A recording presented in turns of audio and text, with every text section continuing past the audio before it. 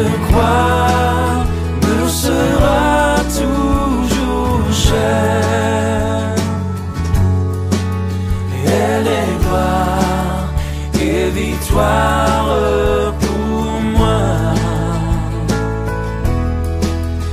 Et par elle, en la maison du Père,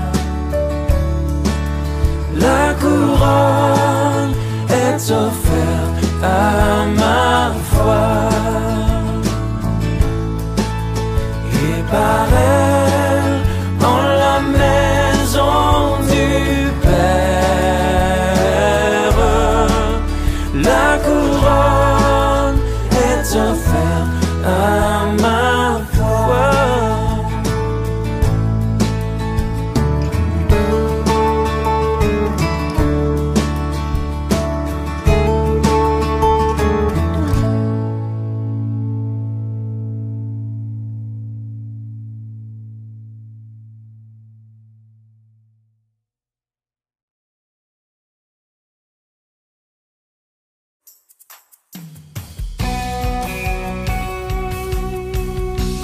Commencer à prophétiser sur nos vies maintenant, en déclarant que nous sommes conquérants malgré tous les Goliaths, toutes les vallées qu'on peut expérimenter. Et je veux que tu sois encouragé maintenant, et tu commences à prophétiser et déclarer que tu es plus qu'un vainqueur par celui qui vit en toi. Come on now.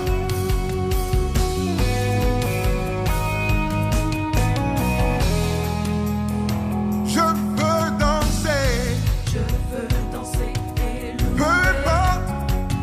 Peu importe ce que je vis, le ressuscité vit en moi. quel est son nom. Son nom est Jésus. Je suis né de Dieu. Je suis né de Dieu. Je suis victorieux. Je suis victorieux. Né pour la vue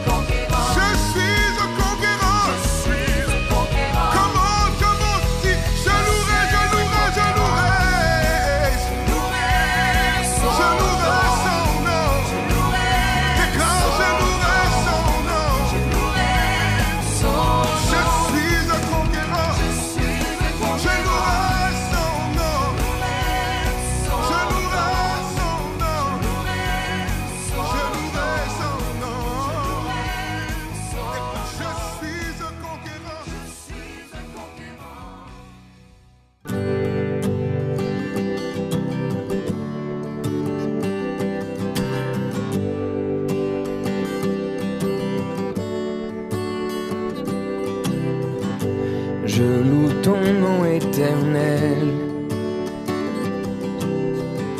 Seigneur, je célèbre ta bonté.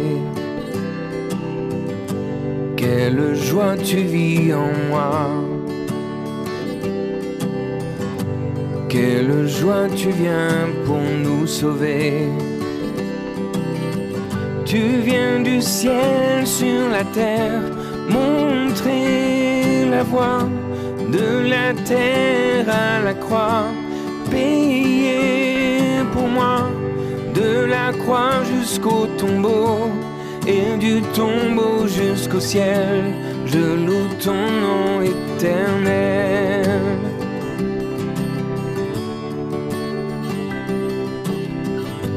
Je loue ton nom éternel. Seigneur, je célèbre ta bonté. Quelle joie tu vis en moi. Quelle joie tu viens pour nous sauver. Tu viens du ciel sur la terre, montrer la voie de la terre à la croix, payer pour moi, de la croix jusqu'au tombeau, et du tombeau jusqu'au ciel, je loue ton nom éternel. Tu viens du ciel sur la terre, montrer la voie de la terre à la croix, payer pour moi, de la croix jusqu'au tombeau, et du tombeau jusqu'au ciel, je loue ton nom éternel.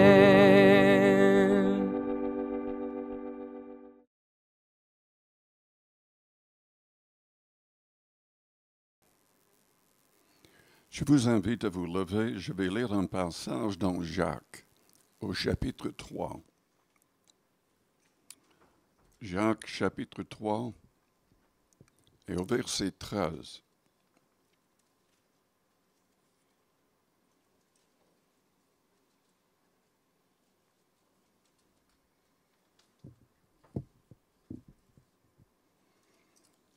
Déjà au chapitre 1er, Jacques nous demande de prier pour que Dieu nous donne de la sagesse.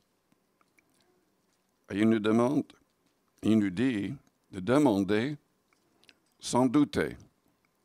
Car si on doute, on ne recevra rien de la part du Seigneur. Au chapitre 3, il nous montre l'importance de nos paroles. Il nous dit au verset 1er qu'il n'y ait pas parmi vous un grand nombre de personnes qui se mettent à enseigner. Car vous savez que nous serons jugés plus sévèrement. Nous blanchons tous de plusieurs manières. Si quelqu'un ne blanche point en parole, c'est un homme parfait, capable de tenir tout son corps en bride. Non, tout le monde ne devrait pas enseigner, mais nous devrions demander la sagesse pour savoir parler aux autres, la sagesse pour témoigner et pour gagner des âmes. Au verset 13, nous lisons « Lequel d'entre vous est sage et intelligent, qu'il montre ses œuvres par une bonne conduite, avec la douceur de la sagesse. Mais si vous avez dans votre cœur un zèle amer et un esprit de dispute, ne vous glorifiez pas et ne montez pas contre la vérité.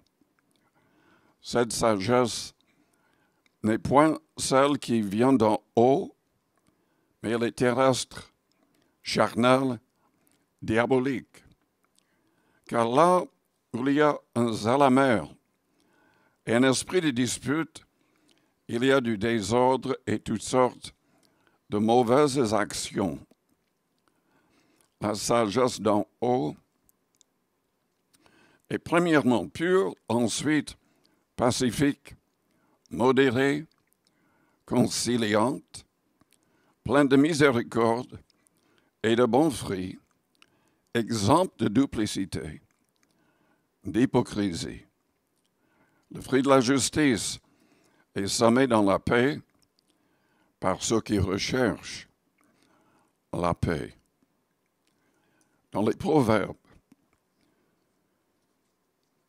au chapitre 18,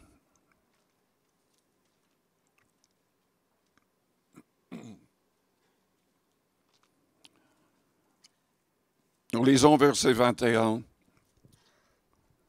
La vie et la mort sont au pouvoir de la langue. Prions le Seigneur avant d'aller plus loin. Père Céleste, nous te louons, nous te bénissons. Ta parole est la vérité. Ta parole vient du Saint-Esprit, de son inspiration, et nous te demandons d'agir dans nos cœurs, dans nos pensées, par ton esprit, que nous puissions comprendre et mettre en pratique toute ta volonté, toute ta parole, au nom de Jésus-Christ. Amen.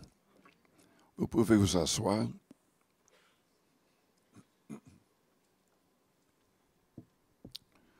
Il y a beaucoup de passages dans la Bible qui parlent de l'importance d'être guidé dans ce que nous disons.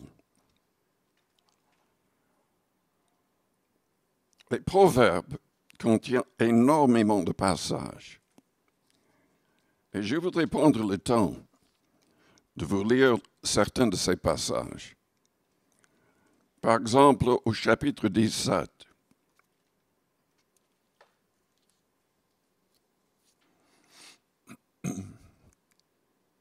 au verset 27, nous lisons « Celui qui retient ses paroles connaît la science. Celui qui a l'esprit calme est un homme intelligent. L'insensé même, quand il se tait, passe pour sage. Celui qui ferme ses lèvres est un homme intelligent. » Jésus-Christ a enseigné que votre oui soit oui, que votre non soit non. Et plusieurs passages nous disent de faire très attention au niveau de nos paroles. Celui qui parle beaucoup pêche beaucoup. Nous devons nous laisser vraiment guider par le Saint-Esprit. Revenons au chapitre 18. Au verset 4, nous lisons les paroles de la bouche d'un homme sont des eaux profondes. La source de la sagesse est un torrent qui jaillit. Il n'est pas bon d'avoir égard à la personne du méchant pour faire tort au juste dans le jugement. Les lèvres de l'insensé se mêlent au querelle, et sa bouche provoque les coups.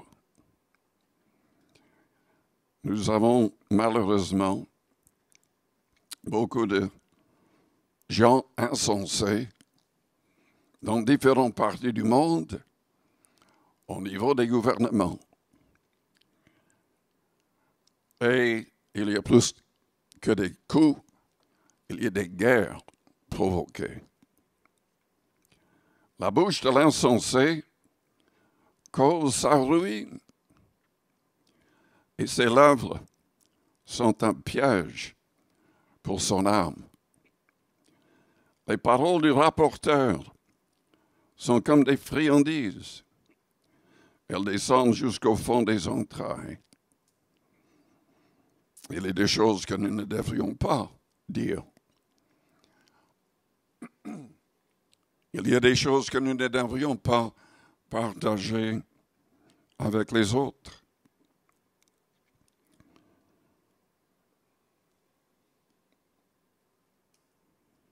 Un peu plus loin, au verset 13.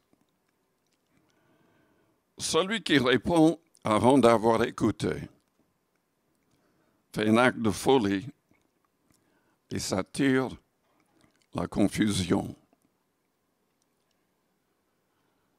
Au verset 20,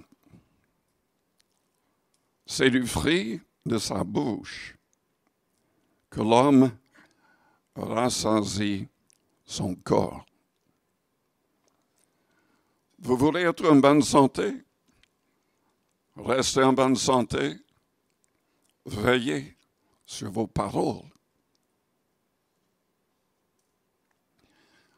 Il y a la vie et la mort au pouvoir de la langue. Les paroles négatives, des paroles de toutes sortes qui sont en désaccord avec les promesses de Dieu peuvent nous ouvrir vers l'adversaire et de ses attaques. Le fruit de sa bouche, c'est du fruit de sa bouche que l'homme rassasie son corps. C'est du produit de ses lèvres qui se rassasie. La mort et la vie sont au pouvoir de la langue. Quiconque l'aime en mangera les fruits. Au chapitre 23,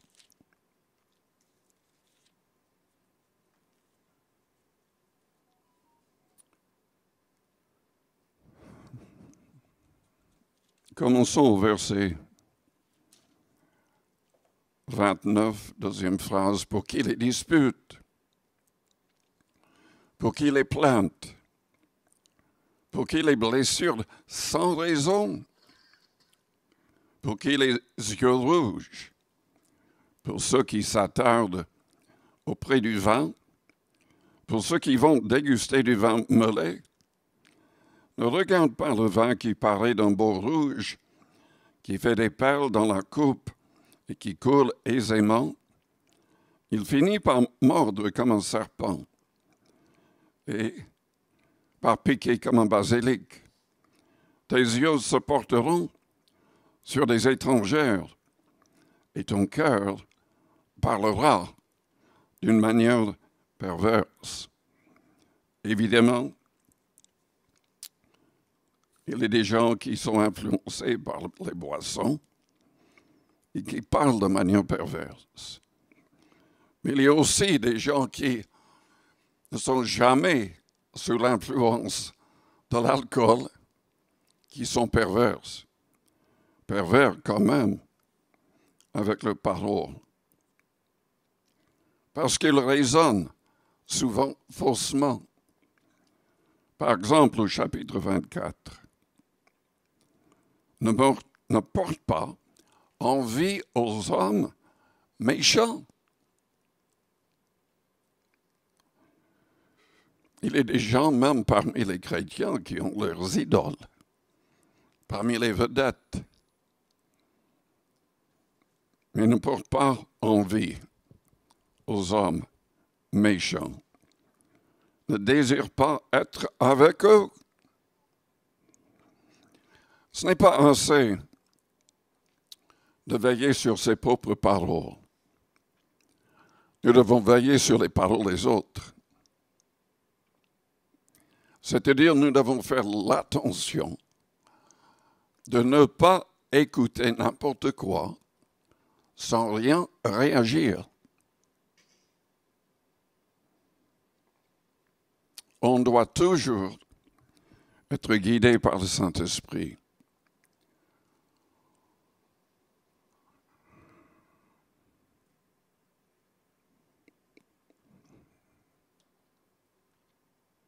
Le cœur médite la ruine, leurs lèvres parlent d'iniquité. C'est par la sagesse qu'une maison s'élève, par l'intelligence qu'elle s'affermit. De nouveau, on revient à Jacques qui dit que nous devons demander la sagesse divine.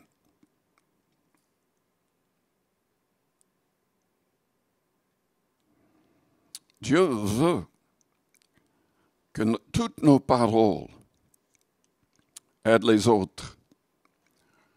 Il veut que nous puissions toujours parler en accord avec les promesses de sa parole et aussi en accord avec les avertissements de sa parole. Nous avons des promesses merveilleuses. Il y a la vie, il y a la mort, selon nos paroles. Quand on parle en accord avec les promesses, on tombe sur des passages comme en Jean, chapitre 1er, verset 9. Si nous confessons nos péchés, il est fidèle et juste pour nous les pardonner et pour nous purifier de toute iniquité. C'est la même chose que nous voyons dans les Proverbes.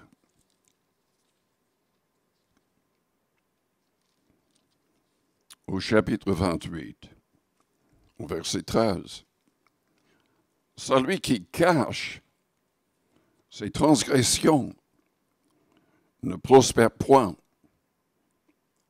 mais celui qui les avoue et les délaisse obtient miséricorde. Tout à l'heure, nous avons lu le passage qui disait que notre corps peut être rassasié par nos paroles. Qu'est-ce que Jacques dit au chapitre 5?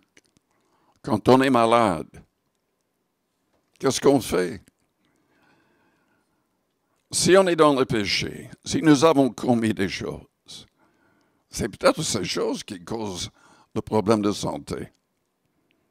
Pas toujours, évidemment.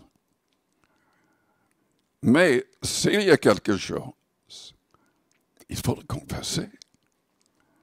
Jacques le dit. Confessez vos péchés les uns aux autres, priez les uns pour les autres, pour qu'on soit guéri. On prospère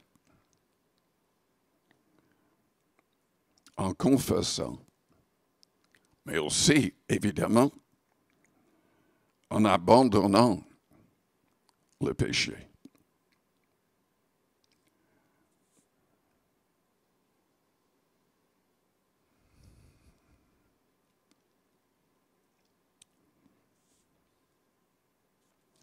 Lisons dans Éphésiens 4, dans le Nouveau Testament. Vous connaissez le passage, sans doute, si vous venez souvent à l'Église. Éphésiens 4, verset 29. Qu'il ne sorte de votre bouche aucune parole mauvaise. Mais s'il y a lieu, quelques bonnes paroles qui servent à l'édification et communiquent une grâce à ceux qui l'entendent. Dieu nous appelle à ne jamais permettre qu'une mauvaise parole sorte de notre bouche, mais uniquement des paroles qui aident les autres, qui consolent les autres, ou qui reprennent les autres, mais avec douceur et sagesse.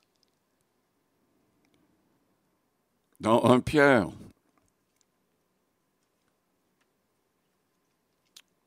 au chapitre 3,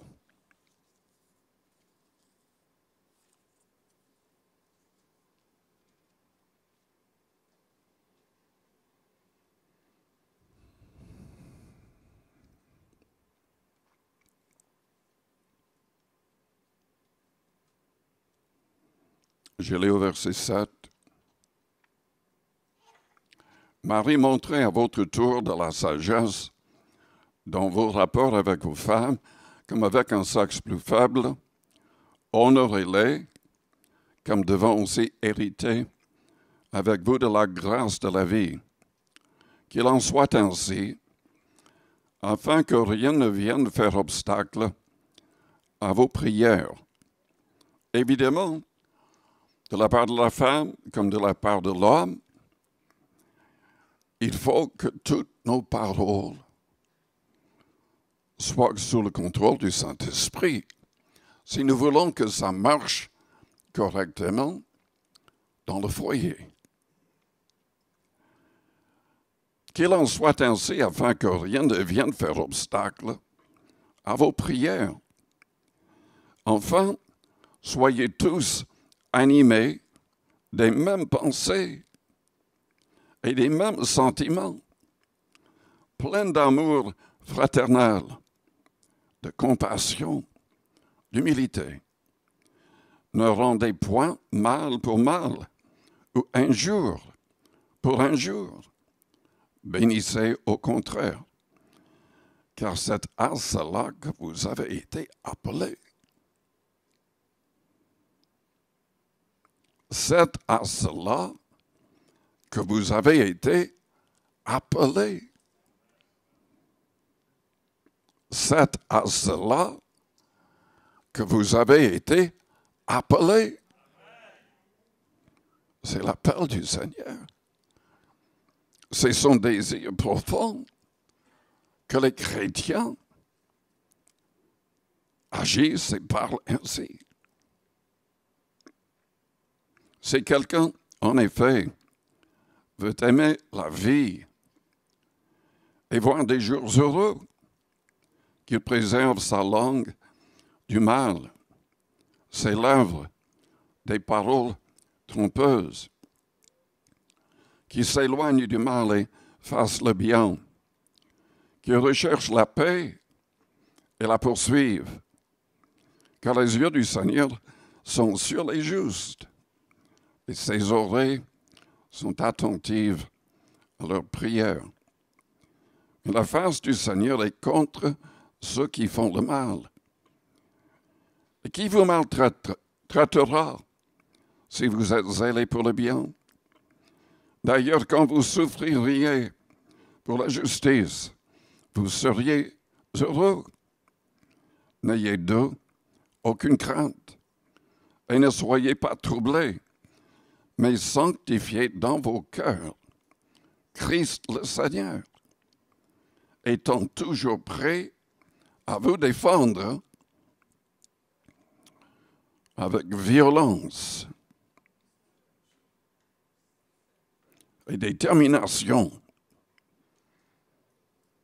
Vous n'avez pas ça dans votre Bible. Pourquoi vous faites cela là? Pourquoi est-ce que nous faisons ça parfois? Étant toujours prêt à vous défendre avec des coups. Non, ce n'est pas là. Avec douceur et respect. Je n'ai pas parlé de la femme au chapitre 3. Ça commence avec les femmes qui doivent respecter leur mari, mais que les maris doivent aussi respecter leurs femmes.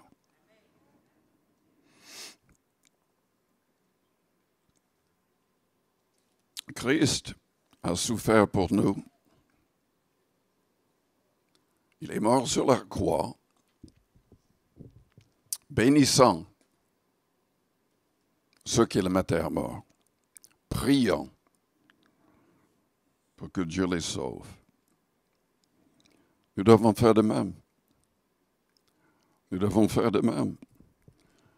Ce n'est pas possible d'aimer nos ennemis à moins d'être vraiment pleinement sous le contrôle du Saint-Esprit en tout temps. Et nous devons, selon 1 Jean 1 au verset 9 que nous avons cité tout à l'heure, confesser régulièrement nos fautes.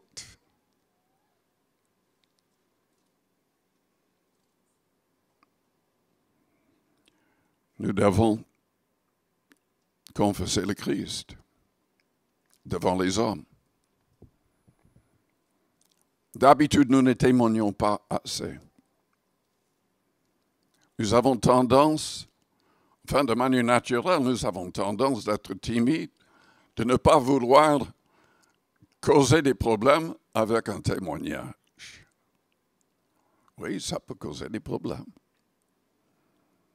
Et évidemment, il faut être sage et choisir l'endroit et le temps pour témoigner. Ce n'est pas sage de le faire au travail, à moins que ce soit le patron qui vous pose des questions. Il faut trouver un moment à part. Il faut inviter la personne à manger peut-être. Mais il faut toujours être sage. Mais il faut témoigner. Il faut faire le maximum pour gagner les gens autour de nous. Et Jésus-Christ a dit dans Matthieu 10 au verset 32 que seules les personnes qui le confessent sur terre devant les hommes seront acceptées par le Père et les anges. Le Christ ne va pas dire que celui-là lui appartient s'il ne l'a pas confessé devant les hommes. Nos paroles peuvent donner la vie ou la mort.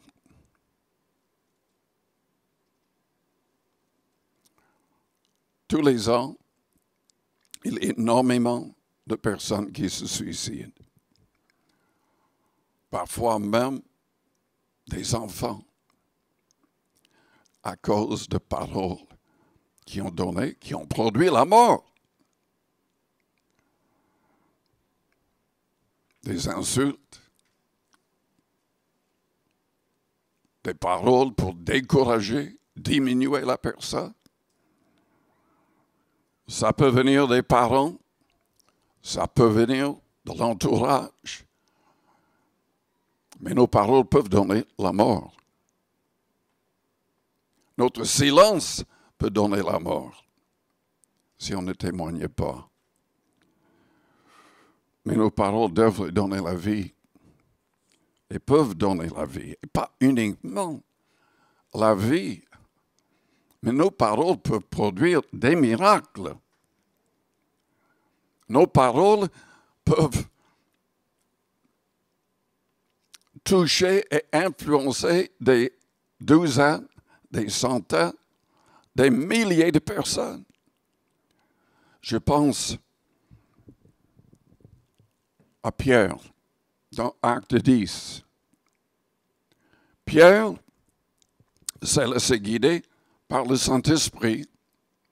Le Saint-Esprit lui a parlé pour qu'il parte avec quelques personnes qui frappaient à sa porte. Il entre dans la maison de Corneille. C'était sans doute une très grande maison. Il y avait peut-être des douzaines, peut-être même des centaines de personnes. Pierre a prêché. Et grâce à ces paroles,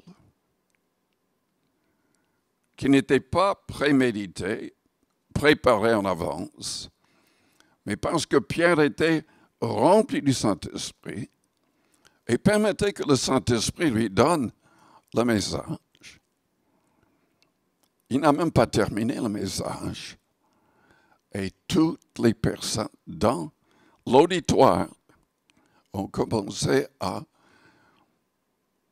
ouvrir leur bouche pour magnifier Dieu et tous ont parlé en d'autres langues par le Saint-Esprit, baptisés du Saint-Esprit. Des gens qui ne connaissaient rien du tout à l'égard du parler en langue.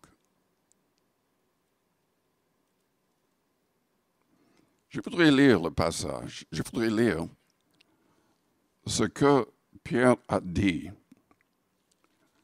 qui a produit cette réaction. Et je voudrais le répéter. Vos paroles, si vos paroles sont données par le Saint-Esprit, peuvent produire des miracles similaires. Acte 10. Je ne vais pas lire tout ce qu'il a dit, mais je lis à partir du verset 38.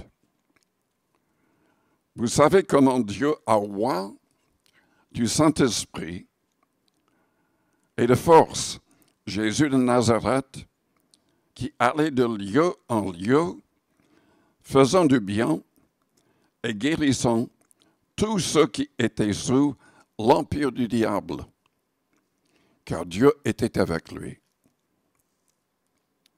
Nous sommes témoins de tout ce qu'il a fait dans le pays des Juifs et à Jérusalem. Ils l'ont tué en le pendant au bois. Dieu l'a ressuscité le 3e jour. Et il a permis qu'il apparût non à tout le peuple, mais aux témoins choisis d'avance par Dieu, à nous qui avons mangé et bu avec lui, après qu'il fut ressuscité des morts. Et Jésus nous a ordonné de prêcher au peuple et d'attester que c'est lui qui a été établi par Dieu juge des vivants et des morts. Et tous les prophètes rendent de lui le témoignage que quiconque croit en lui reçoit par son nom le pardon des péchés. Quand Pierre prononçait encore ces mots, le Saint-Esprit descendit sur tous ceux qui écoutaient la parole.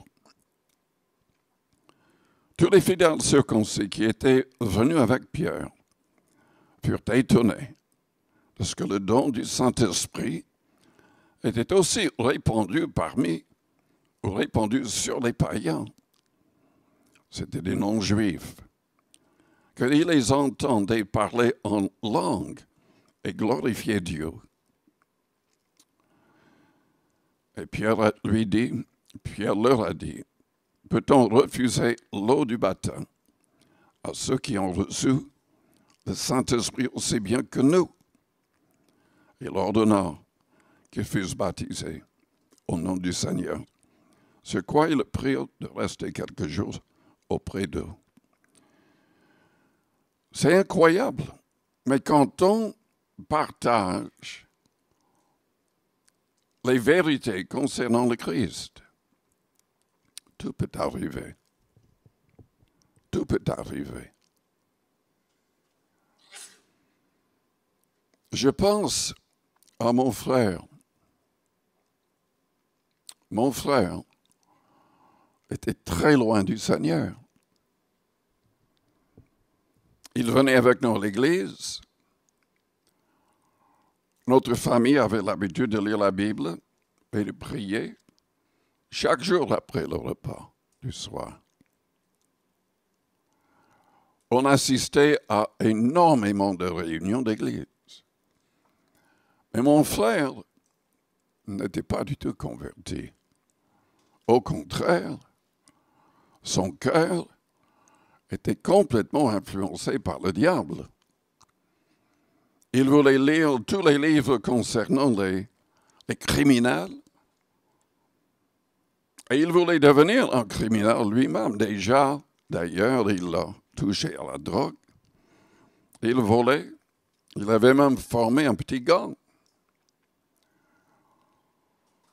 Mais quelqu'un, une personne qui, je ne sais même pas où cette personne se trouve. Je ne sais même pas si cette personne a continué avec le Seigneur après, mais une personne lui a parlé du Saint-Esprit. Et le petit témoignage de cette personne a tellement inspiré mon frère qu'il m'a dit, mais le jour de Pentecôte, je vais aller à l'église, je vais faire l'expérience de Pentecôte, je vais parler en langue, comme les apôtres. Je me suis moqué de lui. J'ai dit, mais tu es tellement loin de Dieu, il y a d'autres étapes avant cela. Je n'avais pas fait l'expérience de Pentecôte moi-même à l'époque. Lui, il n'avait que 12 ans. Moi, j'avais 15. Il est allé à l'église le jour de la Pentecôte. Il a reçu le Saint-Esprit. Il a parlé en langue pendant 2 heures. Et il continuait à la maison. J'ai déjà raconté cette histoire plusieurs fois. Le Saint-Esprit, il échouait à l'école. Avant. Le Saint-Esprit l'a poussé à lire la Bible 2 fois, complètement, en 1 an. À partir du moment où il a été baptisé de l'Esprit, il réussissait en tout à l'école. Et à l'âge de 13 ans, Dieu a ouvert la porte, même pour qu'il y avait un pasteur dans une autre ville qui voulait qu'il vienne prêcher chez lui. Il a permis qu'il prêche régulièrement. Il prêche depuis. Il a été pasteur de plusieurs églises. Mais c'était grâce à quelqu'un d'inconnu qui lui a parlé par le Saint-Esprit, du Saint-Esprit. Il y avait le déclic. Et tout a changé. Nos paroles peuvent produire des miracles. Beaucoup de gens connaissent l'évangéliste Billy Graham, qui est décédé maintenant, mais il a été utilisé beaucoup. Des millions de personnes se sont converties grâce à ces messages.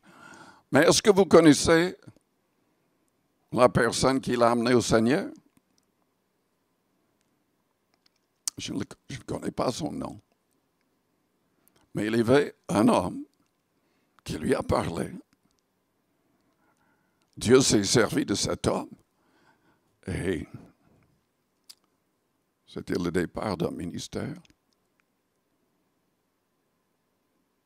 Dieu veut que nos paroles viennent régulièrement par la puissance du Saint-Esprit.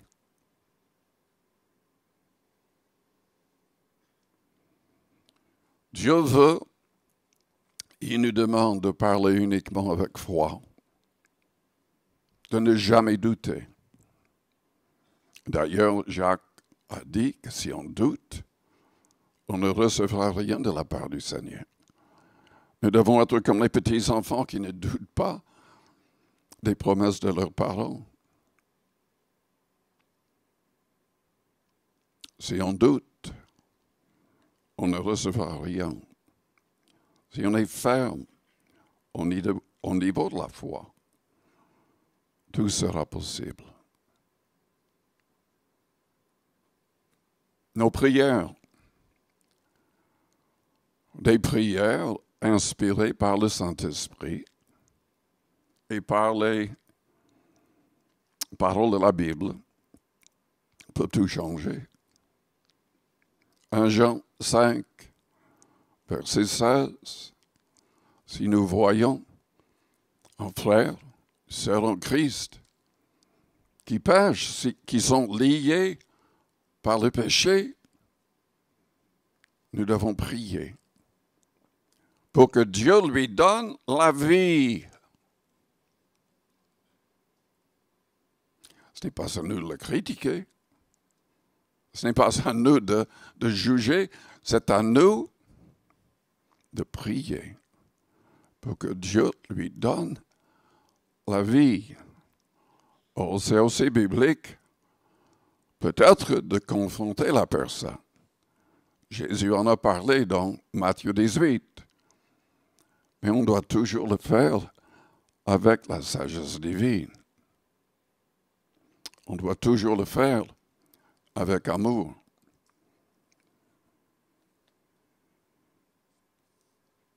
Qu'est-ce que nous pouvons dire?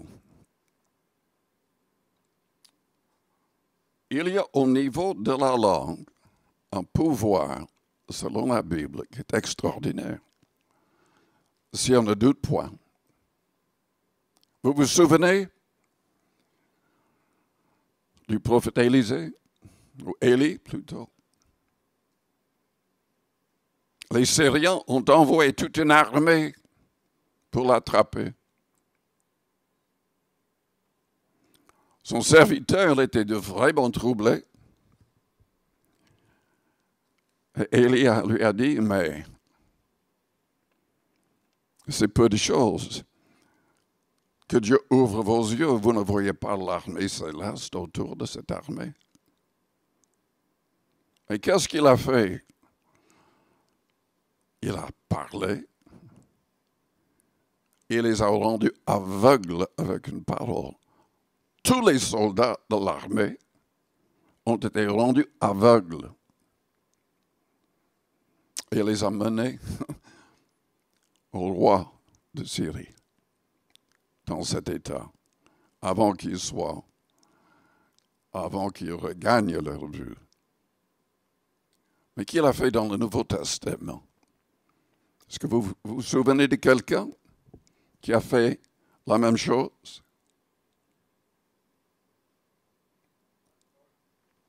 Oui, l'apôtre Paul. Il parlait avec un roi.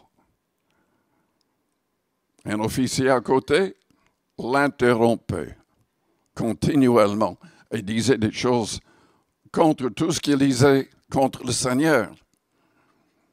Et Paul lui a dit, tu seras aveugle. Et Dieu l'a frappé l'aveuglement. C'était pour un temps, mais pour qu'il comprenne que Paul était vraiment un serviteur du seul vrai Dieu.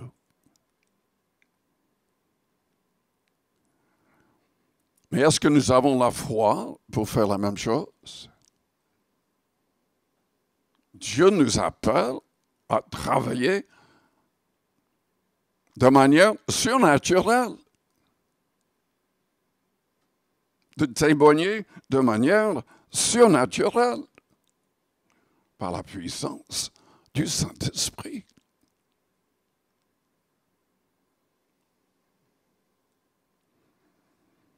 Selon 1 Corinthiens 14,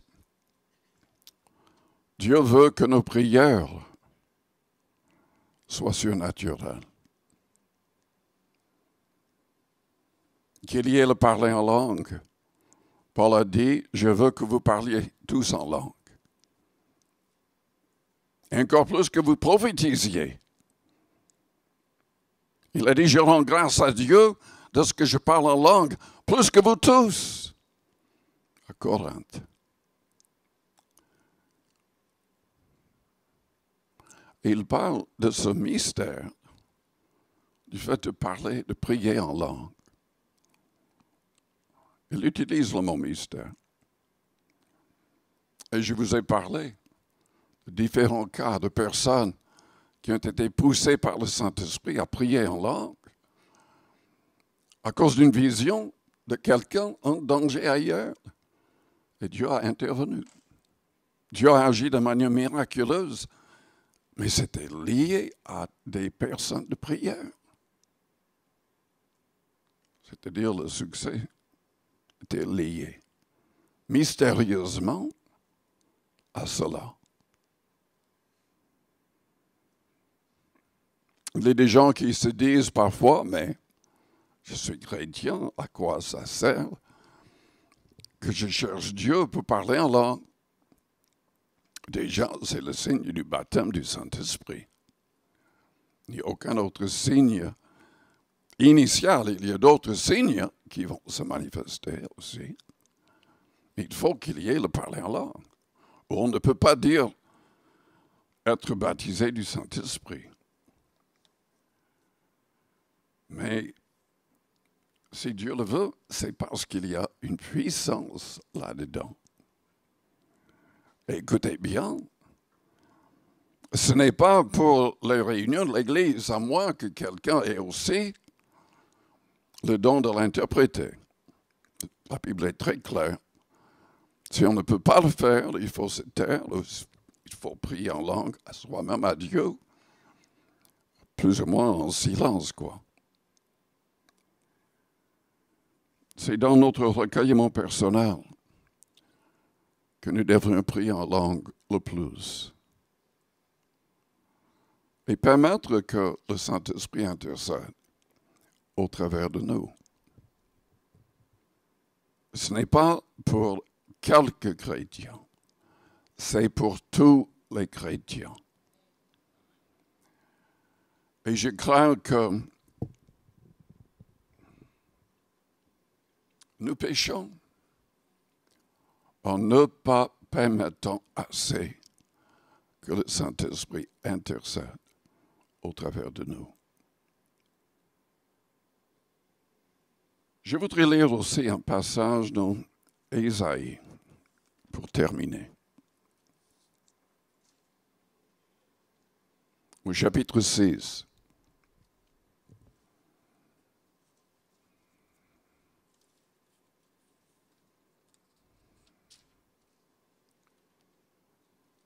Nous avons tous besoin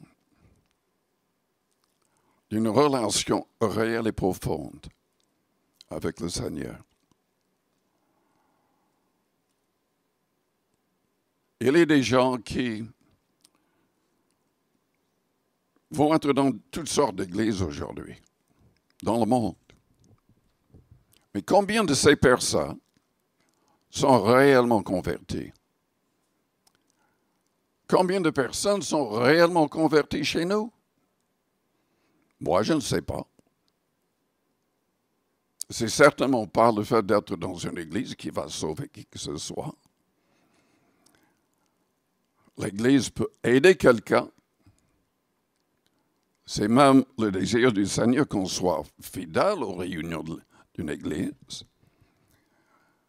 Mais il y a beaucoup de gens qui viennent régulièrement dans des églises. Il y a même, malheureusement, même des églises qui ont des chefs spirituels qui ne connaissent pas Dieu. Tout est faux. Et c'était le cas pour cet homme Ésaïe. Il faisait partie des Lévites. Si vous connaissez exact l'histoire, il n'y avait que les Lévites qui pouvaient être sacrificateurs. Le simple fait de naître et de grandir dans ce contexte signifiait qu'il fallait s'occuper du temple, il fallait être prêt à offrir des sacrifices. Ésaïe faisait cela. Mais il n'était pas du tout converti. Il n'avait aucune relation avec Dieu. Et il était mauvais, même très mauvais, au niveau de sa manière de parler apparemment. Il a dit lui-même, quand il a vu Dieu, et il a été effrayé. Je lis à partir du verset 1er. L'année de la mort du roi Osias, je vis le Seigneur assis sur un trône très élevé.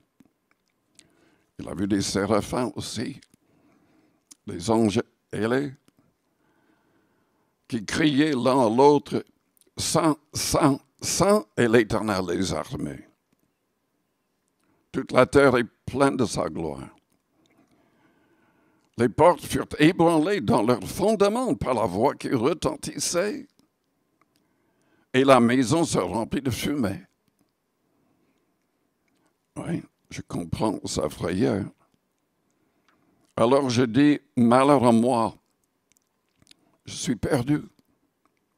Car je suis un homme dont les lèvres sont impures. J'habite au milieu d'un peuple dont les lèvres sont impures. Et mes yeux ont vu le roi, l'Éternel des armées.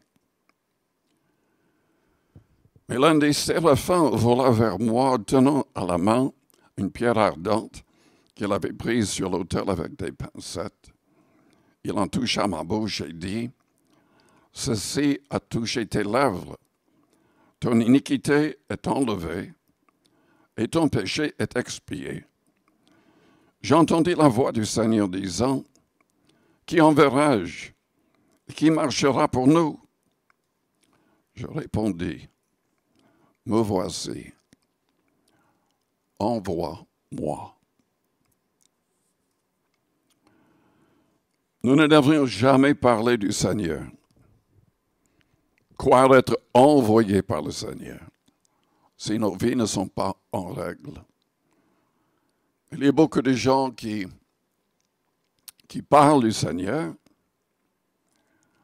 de chefs spirituels, soi-disant, qui ne le connaissent pas. Dieu ne leur a jamais envoyé. Mais cet homme ne le connaissait pas non plus et Dieu voulait qu'il le connaisse. Et il s'est manifesté, cet homme, dans une vision. Il s'est rendu compte lui-même, il savait lui-même qu'il était impur. Il faut que nous permettions que Dieu nous purifie. Et c'est uniquement le sang de Jésus-Christ aujourd'hui qui peut nous purifier. Et nous devons vouloir marcher pleinement dans la lumière. Rien de caché.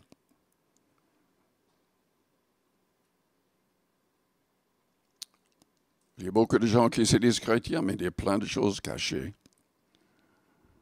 Plein d'habitudes mauvaises, plein de péchés qui n'ont jamais été confessés ou abandonnés. Ça ne marchera jamais avec le Seigneur. Je répète, ce n'est pas le fait de venir à l'Église qui va nous sauver. Nous devons permettre que le sang de Jésus-Christ nous purifie. Et pour cela, il faut vouloir une relation, une communion réelle et profonde avec Dieu. Il faut marcher dans la lumière, non pas dans les ténèbres. Rien de caché. Tout exposé, tout confessé, tout abandonné, afin de pouvoir suivre le Seigneur. Je vous invite à fermer vos yeux, à courber vos fronts, avec les yeux fermés, les fronts courbés.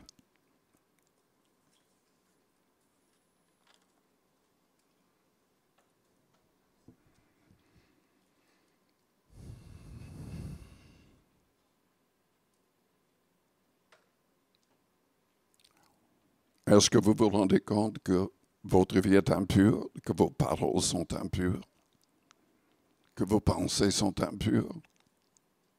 Si c'est le cas, confessez cela au Seigneur, qu'il vous pardonne et faites tout pour que ça change avec son aide. Si vous avez besoin de prière, vous voulez servir le Seigneur comme un vrai disciple.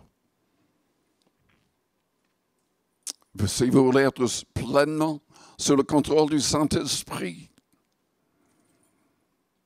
élevez vos mains vers le ciel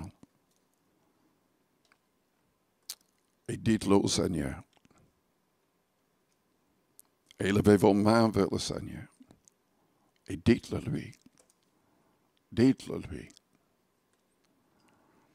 Père Céleste, au nom de Jésus-Christ de Nazareth, aide-nous, pardonne-nous, purifie-nous, que nos pensées, que nos paroles soient purifiés. Que les sentiments de nos cœurs soient purifiés.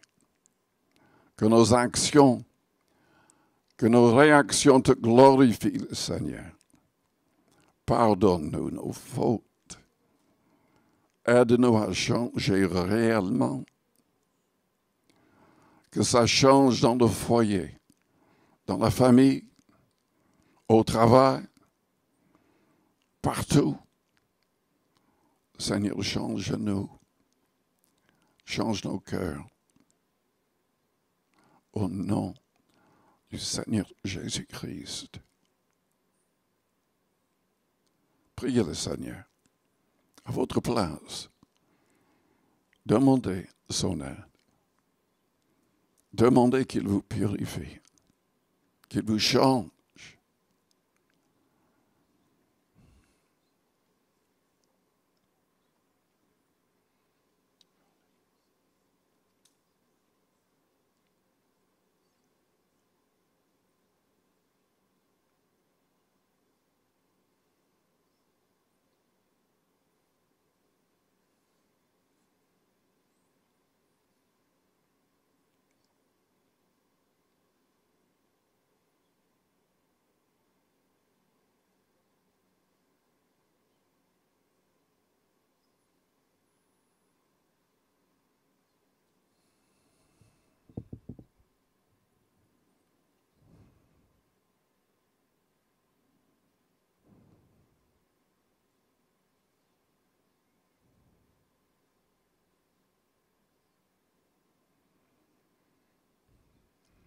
Si vous avez besoin de miracles, physiquement ou autrement,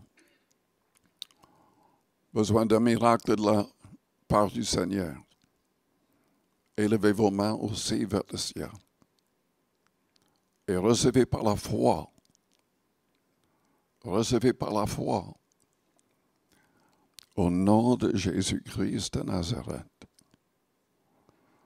Père, par ton Esprit Saint, touche toutes ces personnes. Que toutes ces personnes soient renouvelées de la tête jusqu'aux pieds. Que toutes ces personnes soient aidées, peu importe la raison, le besoin. Pour la gloire du nom de Jésus-Christ, agis, Père.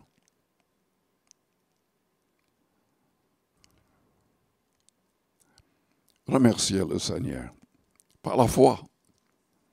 Remerciez le Seigneur par la foi. Tout ce qu'on dira dans la prière, avec nos paroles, s'accomplira si on ne doute point. Donc, doutez de vos doutes. Refusez de douter. Autrement.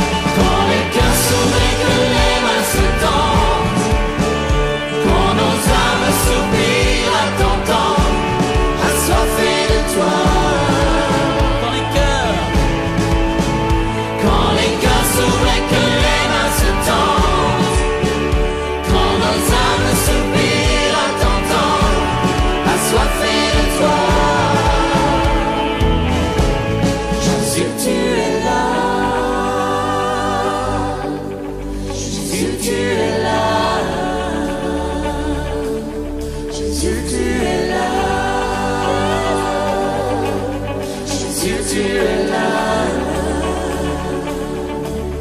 Jésus, tu es là. Jésus, tu es là. Jésus, tu es là. Jésus, tu es là. Jésus, tu es là. Jésus, tu es là. Jésus, tu es là. Jésus, tu es là.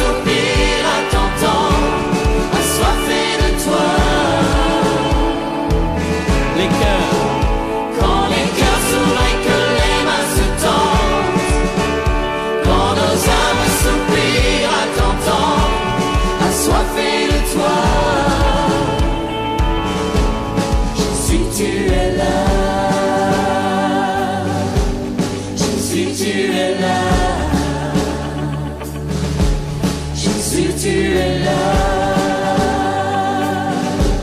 Jésus, tu es là.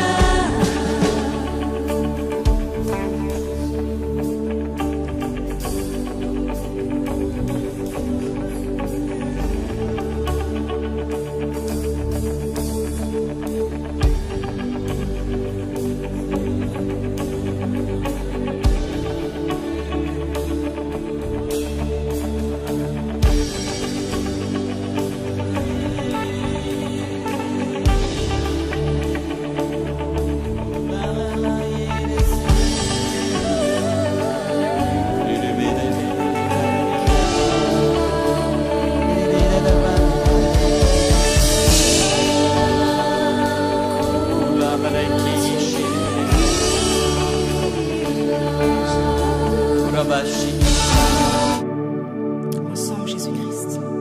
Jésus-Christ est son nom. Jésus-Christ est son nom. Chante Jésus-Christ. Jésus-Christ est